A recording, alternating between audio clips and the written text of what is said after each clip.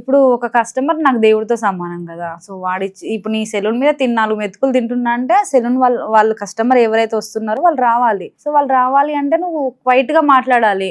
దబ్బుడు మాట్లాడడానికి ఎందుకు వస్తారు అసలు నీ దగ్గరికి? సో నా మాట తీరు నచ్చి ఇన్స్టాగ్రామ్ లో కూడా మెసేజ్ చేస్తారు. ఇన్స్టాగ్రామ్ లో నాకు నెగిటివ్ మెసేజ్లు వస్తాయి. ఎందుకు రావు అండి? ఏం బాగుందా హెయిర్, నీకే నచ్చుతుందా, వాళ్ళకి నచ్చాలా, వాళ్ళని మాట్లాడిస్తావా నువ్వు, అసలు నువ్వే మాట్లాడతావా అనేసి ఇంకా అంటారు 100 మంది. నవ్వుకుంటా ఇంకా అంతే, ఏం చేస్తాం.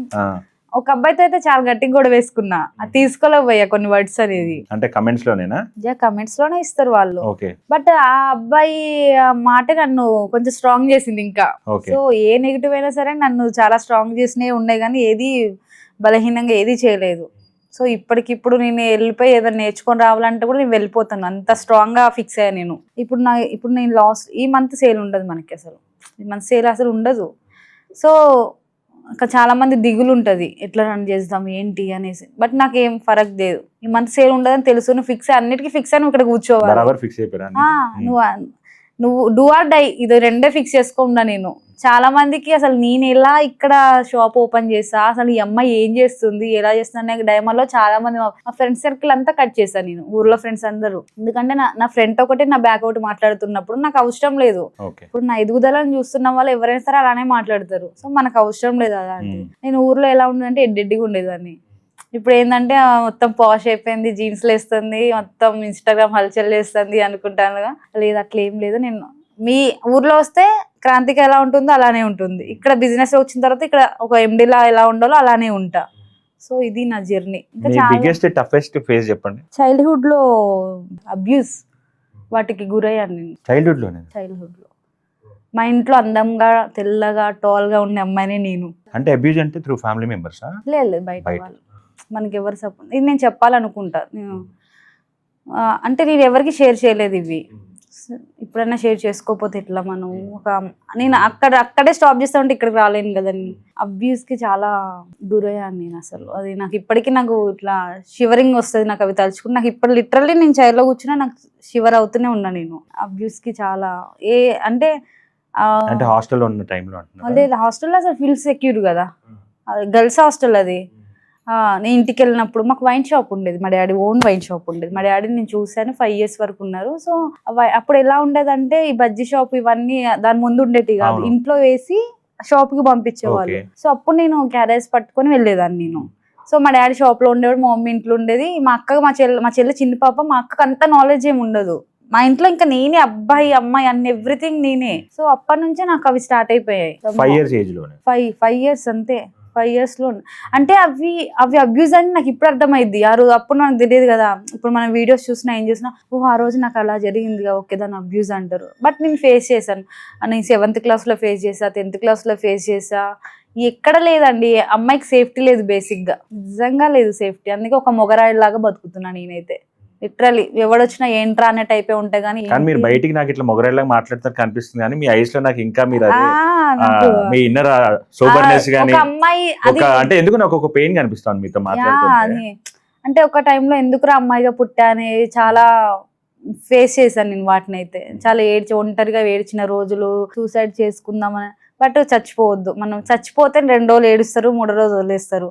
బట్ నువ్వు సాధించి చూపించాలి అనేసి నేను చాలా గట్టిగా కూర్చున్నాను. నేను నా లైఫ్ నాది ఇది కాదు, నేను చేంజ్ చేసుకోవాలి. నా ఏదైతే పాస్ట్ ఉందో అది గుర్తు ఉండాలి కానీ గుర్తుండకూడదు. నువ్వు అక్కడ నుండి వచ్చావు, ఉండకూడదు. నాకు ఒక్కడికే తెలిసి ఉండాలి. కానీ ఈ రోజు నుంచి క్రాంతిక తెలుసు కదా. క్రాంతిక అంటే ఏంటి? Salon owner. ఆ పాస్ట్ ఏదైతే ఉందో అది నాకు తెలుసు. ఆల్మోస్ట్ అందరు అలానే భయపడతారు నాతో మాట్లాడడానికి. కానీ ఎంత ఫైర్ లాగా మాట్లాడుతూ అంతే కూల్ గా కూడా ఉంటాను. అంటే మీ యాక్చువల్ నేచర్ కూలే, బట్ బైక్ అట్లా ఫైర్ లాగా కనపడుతున్నారేమో, అలా బిహేవ్ చేయడం స్టార్ట్ చేస్తున్నారేమో అనుకుంటున్నాను. లేదు, అలా ఉండాలి అండి ఈ జనరేషన్ లో. కంపల్సరీ ఒక అమ్మాయికి అయితే కంపల్సరీ సేఫ్టీ లేదండి.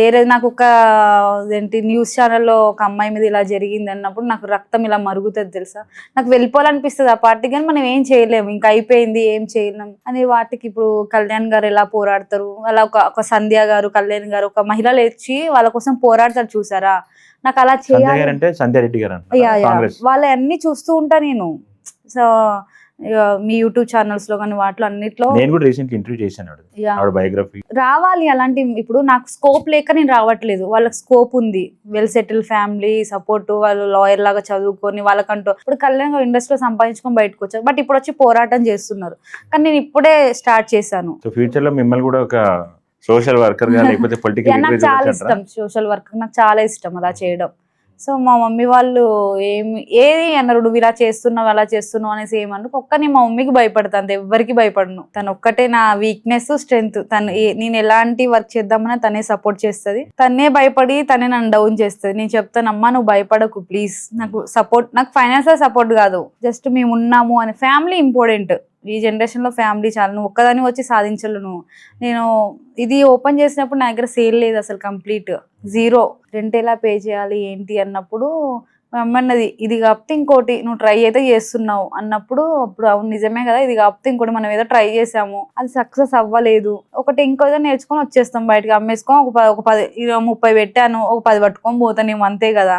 సార్ నాకు ఒక ఎక్స్పీరియన్స్ అయితే వస్తుంది కానీ అంటే ఇప్పుడు ఈ బిజినెస్ అలానే చూస్తున్నారా, అవుతే లేదంటే ఎలాంటి సక్సెస్ చేయాలని చూస్తున్నారా? నేను సక్సెస్ అయిపోయి ఆల్రెడీ అయిపోయాను. నేను ఇంకా అవ్వలేదు అని నేను ఆలోచించట్లేదు, నేను ఆల్రెడీ సక్సెస్ అయిపోయాను. నాకు తెలిసిపోయింది, అది మనకి బిజినెస్ మూమెంట్ అర్థమైపోయింది, సక్సెస్ అయ్యారా లేదని అర్థమైపోయింది. సో డిఫరెంట్ వే నేను ఎంచుకున్నా, ఎందుకంటే అందరూ అమ్మాయిల మీద కూర్చొని అమ్మా తల్లి నీ హెయిర్ ఇలా ఉంది అలా ఉంది, నీ హెయిర్ కి ఇట్లా చేస్తే బాగుంటుంది అన్నప్పుడు నేను ఎందుకు అబ్బాయిల మీద సంపాదించొద్దు మరి కదా.